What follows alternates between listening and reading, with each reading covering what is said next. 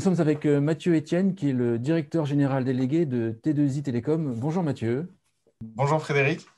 Peut-être te présenter, puis présenter T2I Télécom, qui est un acteur important dans l'univers de la téléassistance. Oui, alors déjà, merci de m'interviewer.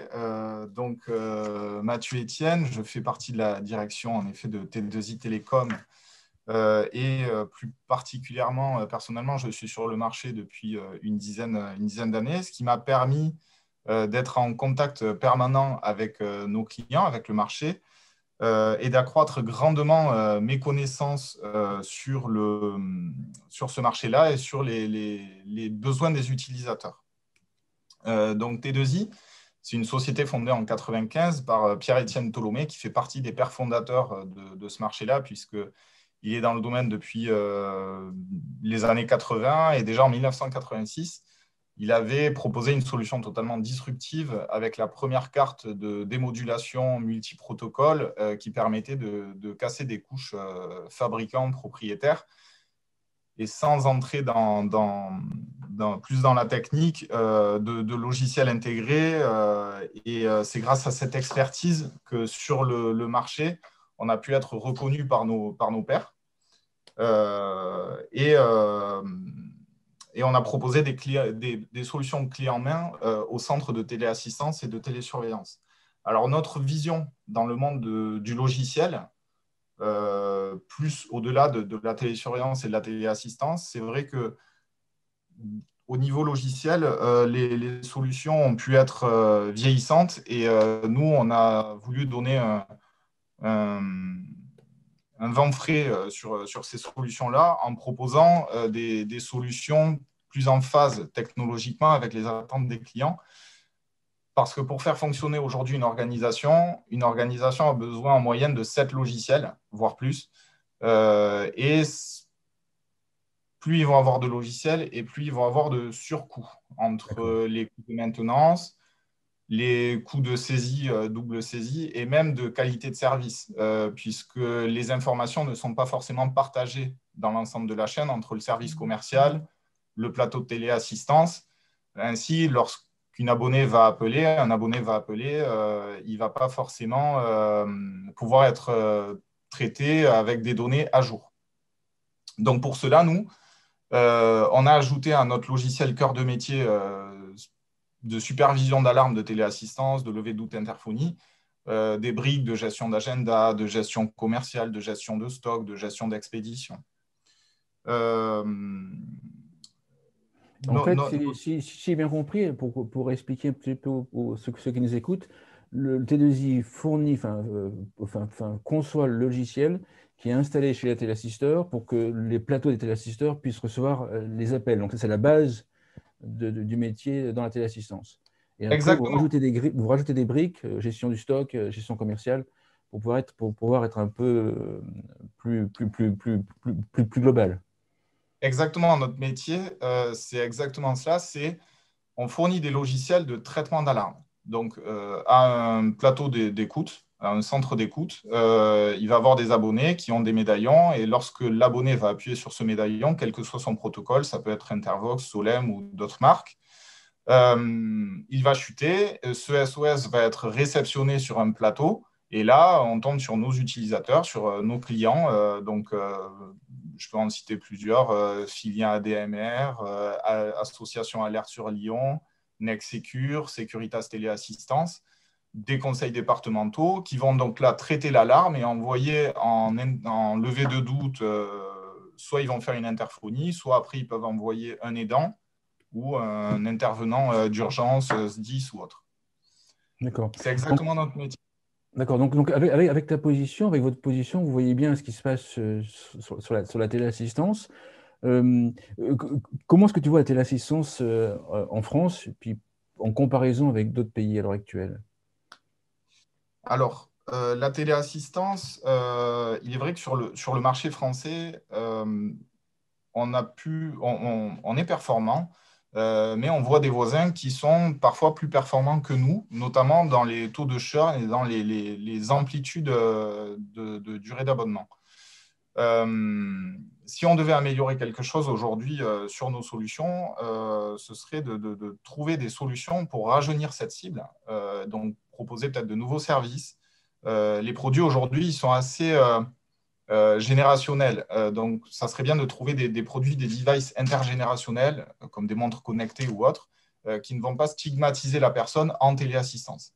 Parce qu'aujourd'hui, les abonnés, en moyenne, on a 74% de femmes qui sont abonnées et en moyenne, elles s'abonnent à 83 ans et pendant 3 ans et demi.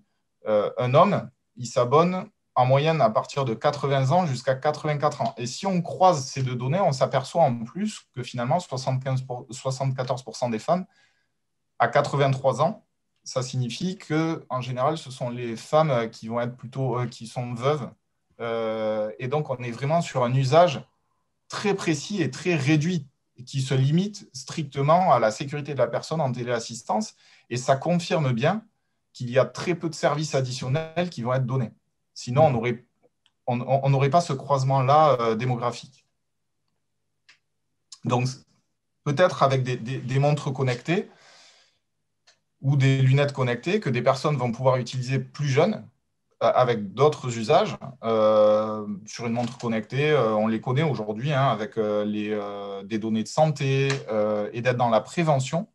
On aurait des abonnés, en effet, plus jeunes qui s'équiperaient et qui anticiperaient des chutes. Aujourd'hui, la téléassistance, elle arrive parfois après une chute d'une personne qui, avant cette chute-là, se disait qu'elle n'avait pas besoin de téléassistance. Ou bien c'est vraiment avant d'entrer en EHPAD.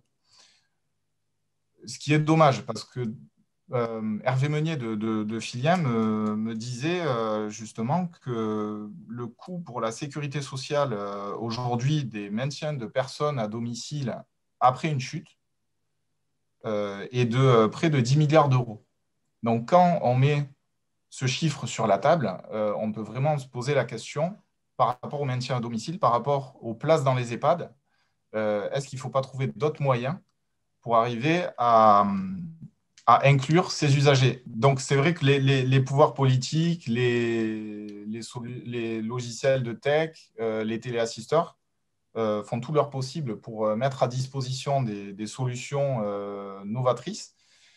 Mais c'est au niveau de l'usager qu'on a vraiment des difficultés à les inclure et à accepter des produits de téléassistance parce qu'ils ne veulent pas se sentir stigmatisés, dépendants. Tout le monde se sent jeune et on ne connaît pas quelqu'un qui va dire ah oui, je suis vieux. Même ma grand-mère qui a 90 ans, elle se sent jeune. Donc ça veut dire qu'en fait, la vision, c'est de dire qu'avec des produits qui soient plus pour toutes les générations, ça pourrait peut-être ouvrir le marché de la téléassistance, qui lui est en retrait par rapport à d'autres pays. Voilà, c'est vraiment arriver à les inclure plus jeunes sur un produit que n'importe qui peut utiliser. Si moi j'utilise un produit et que mon grand-parent utilise le même, il va se dire ben, mon petit-fils l'utilise, donc ce n'est pas un produit pour personnes âgées. Voilà. Après, toute la difficulté là, on l'a vu, il y a des solutions qui ont essayé d'être déployées, notamment sur des tablettes et autres. On arrive sur d'autres problématiques parce que c'est stressant pour les personnes âgées qui ne sont pas du tout à l'aise avec cela. Les smartphones, les tablettes, et donc on va les stresser doublement. On les stresse parce qu'ils sont dans une situation de besoin d'aide, mais on les stresse aussi en leur expliquant qu'ils vont devoir apprendre un nouveau produit, une tablette ou autre. Et là, c'est encore plus difficile. D'accord. Moi, ce qui m'intéresse aussi à discuter avec toi, c'est comment en fait T2I, vous êtes au cœur en fait du sujet de la téléassistance, puisqu'en fait vous équipez les téléassisteurs, et puis en plus vous raccordez en fait des innovations, des nouvelles technologies sur concrètement votre logiciel et sur les téléassisteurs. Donc en fait vous voyez vraiment ce qui est utilisé. Comment est-ce que tu vois les innovations qui apparaissent à l'heure actuelle ou qui sont apparues ces dernières années, et quels produits sont en train de prendre leur essor? Alors, la grosse demande qu'on rencontre aujourd'hui sur la plupart des plateaux, parce qu'aujourd'hui, en termes de devices connectés, on est à près de 65% de devices connectés en France qui passent par nos plateformes, voire plus. Donc, on a un gros retour du marché de nos clients qui nous font des demandes. Et les demandes aujourd'hui qui apparaissent le plus, c'est de la géolocalisation, avec la difficulté de trouver les produits en face. Parce qu'ils estiment qu'il n'y a pas forcément les bons produits. Alors, il y a des téléphones connectés. Les deux fabricants historiques du marché français, que sont Intervox et Solem, travaillent dans ce sens pour proposer des solutions de téléphonie mobile avec géolocalisation. Donc là, en fait, c'est une demande des téléassisteurs, si je comprends bien. Oui, c'est une demande des téléassisteurs, alors qui doit venir du marché, parce qu'ils vont pas forcément. Je ne sais pas s'ils sont proactifs sur le sujet, si c'est eux qui poussent cette demande-là. C'est peut-être une demande aussi politique, mais on l'a vu, il y avait les téléphones d'euros. Oui. C'est vrai qu'on va arriver à inclure des personnes beaucoup plus jeunes. D'accord. Un téléphone, j'en ai besoin avant 80 ans. D'accord. Et pourquoi pas en ayant sur le smartphone une application qui me servirait à la téléassistance. Alors après, c'est de travailler autour de l'ergonomie du médaillon, parce que c'est vrai que le médaillon, c'est un produit qui est très facilement accessible lorsque je chute, alors que si c'est sur un smartphone, il faut être capable d'y accéder, Bien sûr. dans une situation de stress. Donc ça c'est pour la géolocalisation. Il y a d'autres, tu vois d'autres frémissements, d'autres demandes sur le marché? Alors, c'est c'est une demande, oui et non, c'est autour de la vidéo. Autour de la vidéo sur la téléassistance pose problème, puisque on va être réticent à une vidéo en téléassistance à cause de l'intimité des personnes. Oui, c'est ça. Mais c'est une solution qui fait totalement sens, puisque lorsqu'une personne chute, alors pour la petite anecdote, et pour que les gens comprennent, une installation de téléassistance, comment ça se passe en principe? Une installation de téléassistance de qualité, un installateur va chez l'abonné et il va lui demander d'appuyer sur le bouton. On va faire une levée d'août interphonie avec le boîtier. Donc là, il va tout de suite raccorder avec le plateau. Il va entendre la téléopératrice lui parler. Liaison Puis interphonique, en l'installateur. fait, c'est vrai que la personne âgée parle dans le récepteur, en fait, enfin, dans l'appareil et parle directement à quelqu'un sur le plateau sans passer par téléphone. Voilà, exactement. Donc là, lorsqu'elle appuie, elle fait son test. Ensuite, on va faire un autre test dans une autre pièce de la maison, dans la cuisine, dans la salle de bain, dans la chambre. Et on va voir qu'on arrive à dialoguer parce que les micros et haut-parleurs des transmetteurs sont adaptés, sont très puissants et permettent de passer à travers des objets, des portes, des murs. Et puis, il va faire un test dans le jardin. Et là, on s'aperçoit dans le jardin qu'on n'entend plus le boîtier. Et puis, on va faire un test de portée limite. Et là, on va dire à l'abonné, bon, ben, à partir de tel endroit du jardin, là, vous n'êtes plus du tout surveillé, même si vous appuyez, on ne vous entend plus. Alors, il sait que s'il tombe dans le jardin, on ne l'entend pas, mais on sait qu'il y a eu une alarme. S'il est plus loin, alors là, il n'est plus du tout en sécurité. D'où l'intérêt des boîtiers de géolocalisation qui, eux, n'ont pas de limite. Et on dit aux gens qu'il faut bouger, qu'il faut se déplacer. Donc, c'est bien de pouvoir suivre une personne au-delà d'un périmètre strict de son domicile. Pour en revenir donc à cette levée de doute interphonie, c'est la seule levée de doute qui existe aujourd'hui en téléassistance à distance. C'est la levée de doute interphonie. Si jamais je n'arrive pas à faire une levée de doute interphonie, je dois appeler un aidant. Enfin, le plateau appelle un aidant. Donc là, le plateau, lorsqu'il appelle un aidant, l'aidant va se déplacer s'il est disponible pour aller voir l'abonné. Là, on retombe sur une autre problématique, c'est que l'aidant, il est plus ou moins loin. Il peut être aussi d'ailleurs plus ou moins âgé, parce qu'il arrive que les aidants, ce soit des voisins proches qui sont parfois même eux-mêmes sous téléassistance. Ça peut être les enfants de la personne qui peuvent être aussi dans un âge avancé et qui vont faire 40 km de route de nuit. Donc, une statistique dit que lorsqu'une personne reste au sol plus d'une heure, 50% de ces personnes-là tombent dans la grande dépendance ou ont une chance de décéder dans un avenir proche. Donc, lorsqu'on doit faire une levée de doute physique, parce que la levée de doute interphonie n'a pas été possible, que j'envoie un aidant qui arrive sur site pour constater que la personne est par terre, qu'elle ne peut pas forcément relever. Derrière, je vais appeler les pompiers. Et donc, les pompiers vont arriver dans un certain laps de temps. Et donc là, plus le temps passe et plus ce taux de risque de 50% va être atteint. Donc, pour la sécurité de la personne, il est vrai que ce serait très intéressant si le plateau pouvait consulter une levée de doute par un autre moyen que l'interphonie. Alors après, il y a des contraintes techniques, il faut voir comment les caméras pourraient être placées, etc. Et également, pour l'intimité, nous, chez T2I, on a pensé à quelque chose, c'est justement de pouvoir flouter les vidéos et que les vidéos ne soient pas forcément accessibles par le plateau, mais par le proche. C'est-à-dire que lorsque le plateau reçoit le SOS, le plateau va diffuser la vidéo directement sur le téléphone du proche, le proche pourra consulter la vidéo et confirmer au plateau si c'est une chute ou pas.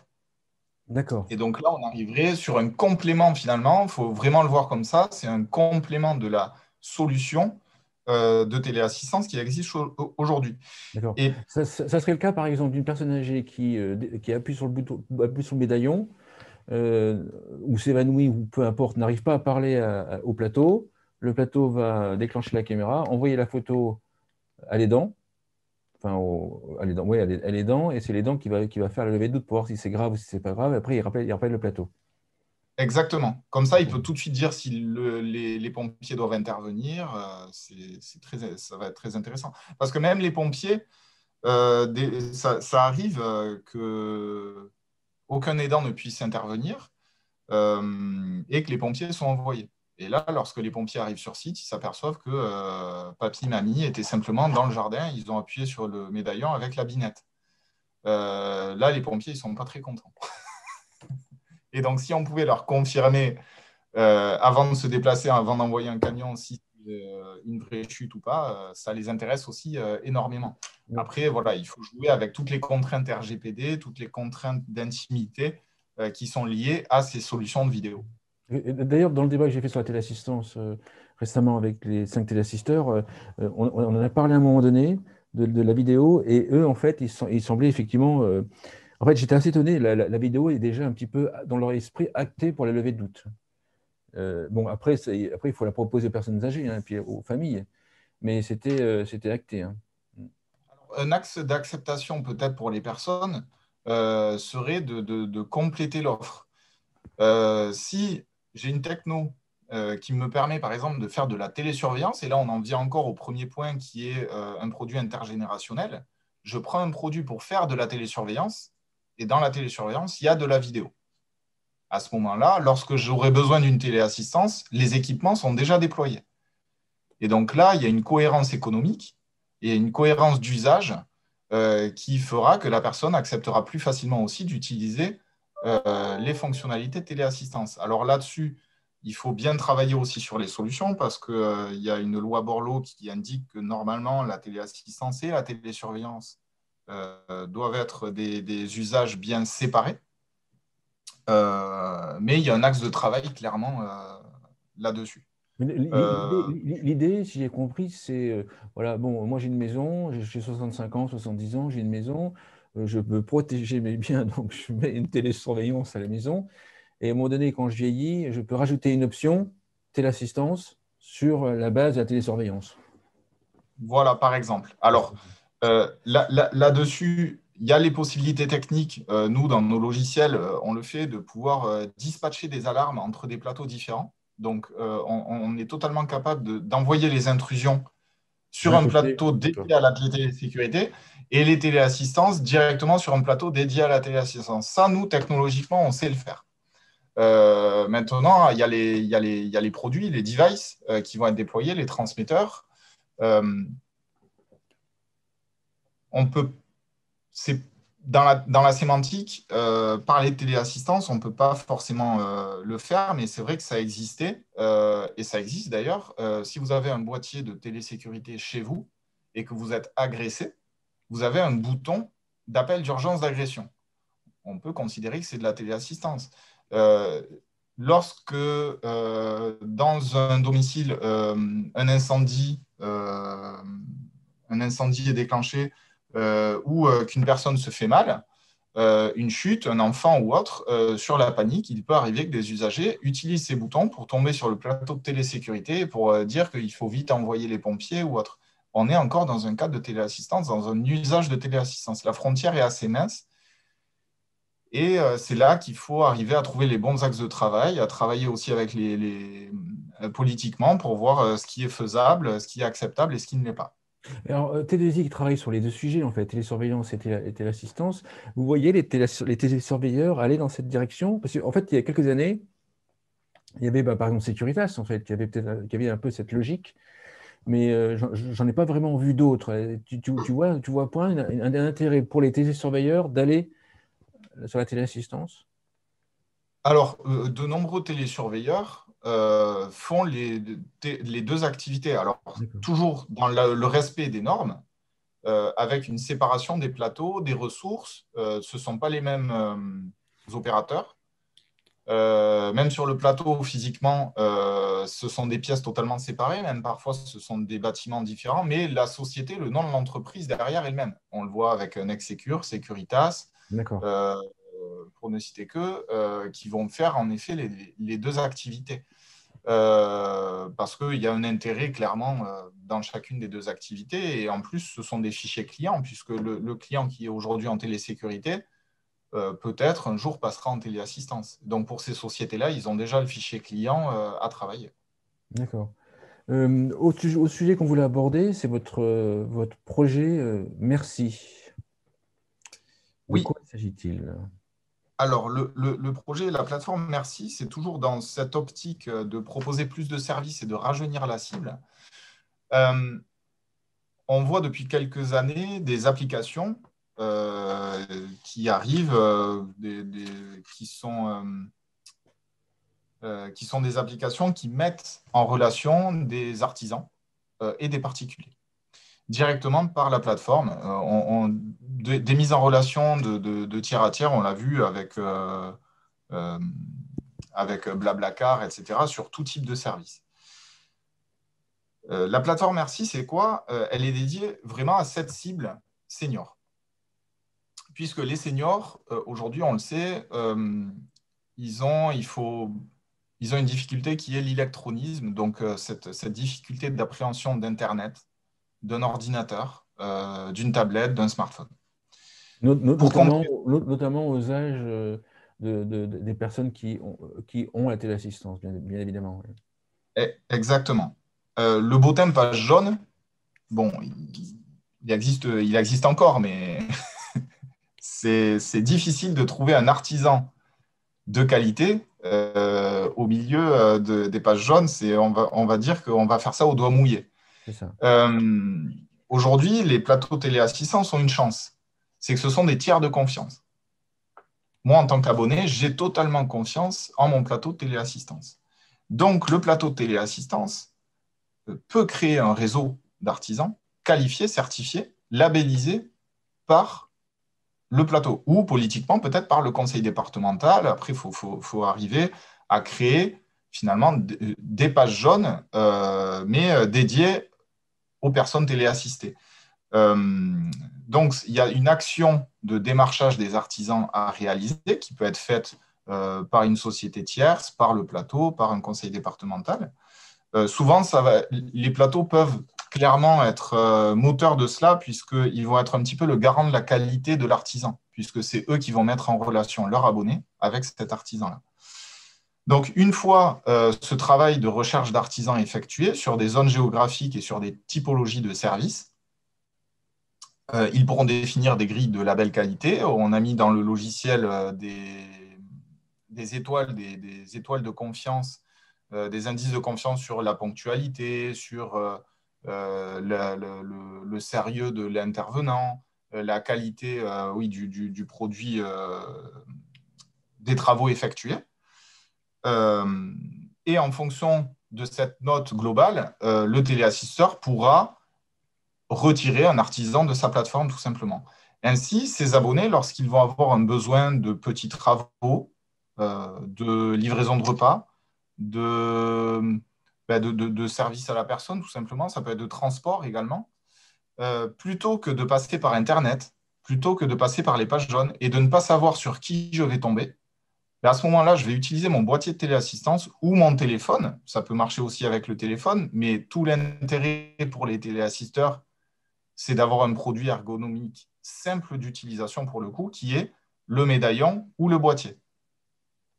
Et à ce moment-là, simplement en appuyant sur le bouton, ça va arriver au plateau. Et là, le plateau pourra ordonner une mission qui va être diffusée sur des smartphones, sur des tablettes des artisans qui vont pouvoir accepter cette demande de travaux. Donc, les interfaces sont très simples. Hein. C'est comme pour ceux qui connaissent Blablacar, je vais dire oui avec un code ou non avec un code. Le système, nous, le logiciel, réceptionne cette réponse et derrière, on va envoyer les informations complémentaires parce qu'on reste toujours dans les normes RGPD où on envoie très peu d'informations au départ par le SMS et on va compléter les informations par des mails. Et là, l'artisan pourra se rendre chez l'abonné et le plateau pourra avoir un suivi qualité de cette intervention avec l'intervention planifiée, avec pourquoi pas aussi des interventions conventionnées en termes de tarifs. Donc, ce qui sera plus facile pour l'utilisateur, puisque l'abonné, lorsqu'il va appeler pour des petits travaux, il pourra dire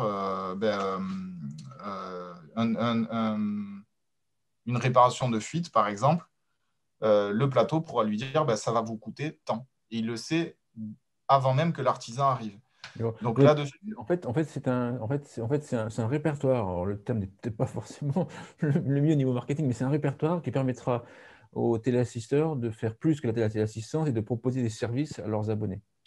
Oui, tout à fait.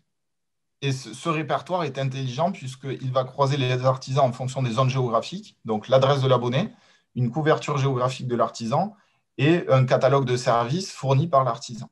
Mais donc, ce qui permettra, par exemple, à un téléassisteur qui est à Lyon, par exemple, qui a un client à Rouen, de pouvoir de pouvoir proposer le même service à ce client à Rouen avec des acteurs locaux que l'acteur lyonnais pourrait faire avec ses clients de Lyon. Totalement, totalement. Et il pourrait même le faire avec un partenaire. Si je suis téléassisteur alerte avec le logiciel T2I, je suis téléassisteur à Rouen avec le logiciel T2I. Tous les deux ont des bases de données d'artisans. On est capable de mettre en commun, toujours dans un respect d'anonymisation et de confidentialité de données, les deux répertoires pour que l'un puisse travailler avec l'autre et d'avoir une rémunération derrière avec des rétrocessions, etc., qui sont totalement cohérentes dans le modèle économique, qui font que tout le monde est gagnant. Que ce soit les plateaux. Est-ce que ta vision, on peut l'appeler un répertoire mutualisé, en fait? Oui, par exemple, oui. On peut appeler ça comme ça. D'accord, c'est ça. D'accord.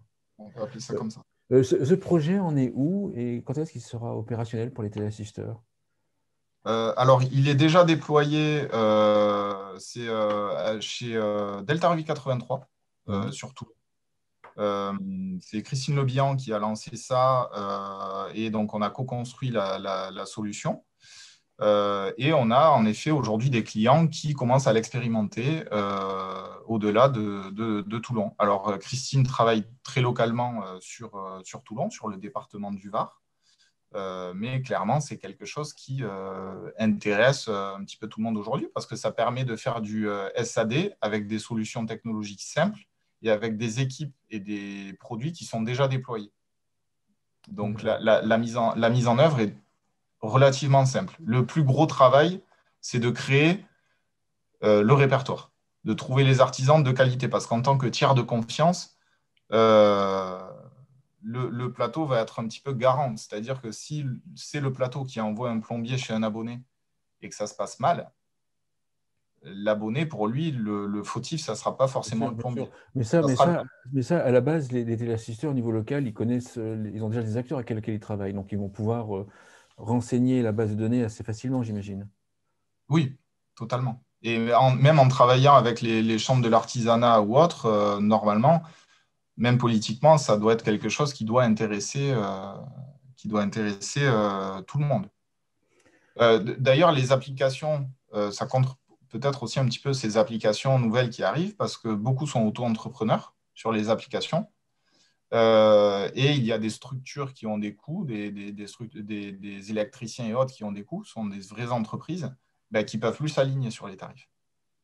Puisqu'il y a beaucoup d'auto-entrepreneurs et qui ne vont pas forcément mettre en avant la qualité du service rendu. Alors que là, on va vraiment être sur une qualité de service rendu, puisqu'on est aussi sur une cible plus âgée qui veut de la qualité et qui, ben, c'est peut-être les baby boomers de demain, ont plus de moyens financiers qu'un jeune qui a 25 ans qui va utiliser l'application smartphone et qui, lui, va chercher uniquement le prix sans savoir forcément la qualité qu'il y aura derrière. D'accord. Une conclusion pour l'émission?